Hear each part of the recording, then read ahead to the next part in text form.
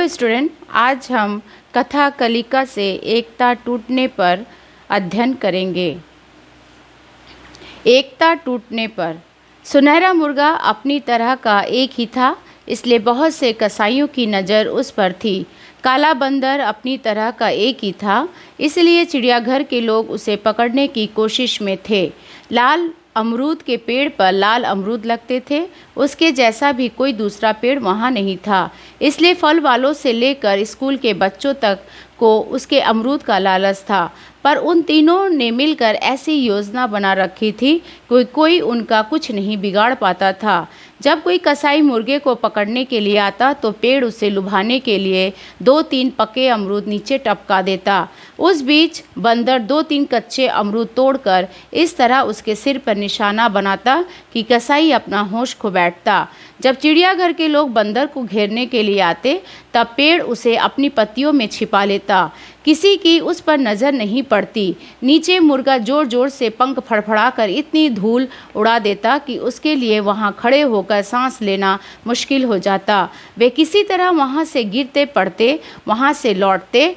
इसी तरह जब फल वाले या स्कूल के बच्चे पेड़ से अमरूद तोड़ने के लिए आते तो बंदर उन्हें डराता, जिससे कि कोई भी पेड़ के समीप नहीं जाता। इस तरह से मज़े से दिन कट रहे थे कि एक दिन घनघोर घटाएं घिर आईं, फिर मूसलाधार वर्षा हुई, फिर बहुत ओले गिरे। जब उन तीनों ने साथ मिलकर अपना अपना बचाव करने की योजना बनाई थी तब इस दिन की बात नहीं सोची थी। पेड़ अपनी जगह परेशान था, ओलों से उसके सब अमरूद नष्ट हुए जा रहे थे। बंदर अपनी जगह भीग भीग कर बुरा हाल था, ऊपर से ओलों की मार से उसकी जान ले रही थी। मुर्गे की भी हालत खराब थी, वर्षा से भारी होकर उसके पंख ही नहीं खुल पा रहे थे। वे आपस में एक दूसरे को दोष दे रहे थे। तीनों इतने नाराज थे कि आपस में उन्होंने बात तक नहीं की। पेड़ चुपचाप अपने अमरूद को नष्ट होते देखता रहा, बंदर चुपचाप ठिठुरता रहा, मुर्गा चुपचाप कूदता रहा। थोड़ी देर में ओले थम गए, बारिश भी रुक गई, पर तीनों में फिर भी कोई बात नहीं हुई। अगले दिन रोज तक पेड़ की टहनियों पर पड़ा पानी सूख गया, बंदर का जिस्म सूख गया, मुर्गे ने पंख सूख गए। फिर तीनों ने आपस में कोई बात नहीं की। पेड़ सोचता रहा, अब आए इन दोनों पर मुसीबत तो देखूंगा अपने को कैसे बचाते हैं। मैं अब इनकी कोई मदद नहीं करूंगा। बंदर और मुर्गा भी इसी तरह सोचता रहा। उसी रोज एक कसाई आया और ना पेड़ ने ना बंदर ने मुर्गे की मदद की। कसाई ने मुर्गे को थैले में बंद कर लिया और मुर्गे को लेकर चला गया। अगले दिन चिड़ियाघर के लोग आए, उन्होंने बंदर को पकड़ने के लिए जाल बिछाया तो पेड़ ने वह टहनी ही टूट जाने दी। थोड़ी देर में बंदर जाल में था और चिड़ियाघर के लोग उसे घसीटते हुए लिए जा रहे थे।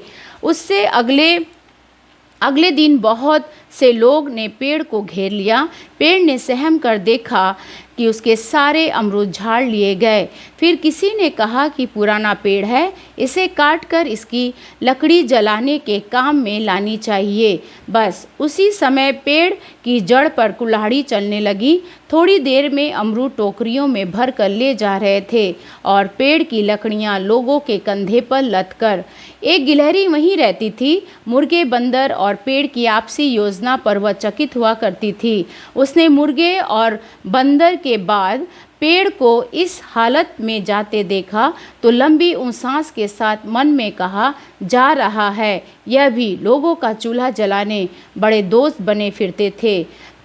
इस कहानी का सारांश या आप बोल सकते हैं सारांश ये है कि अगर तीनों में एकता रहती, तीनों में आपसी सहमति होती तो उनकी यह हालत नहीं होती, कोई उन्हें नहीं नुकसान पहुंचा पाता। इसलिए हमेशा एकजुट होकर काम करना चाहिए, क्योंकि एकता में ही बल है। आप लोग को यहाँ पर शब्द अर्थ दिया गया है, इसे लर्न कर लीजिएगा।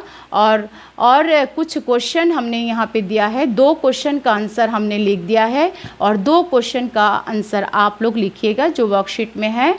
और अगर इस पार्ट से संबंधित कोई भी प्रश्न होगा तो आप लोग कमेंट्स सेक्शन में ज़रूर से लिखिएगा। Thank you.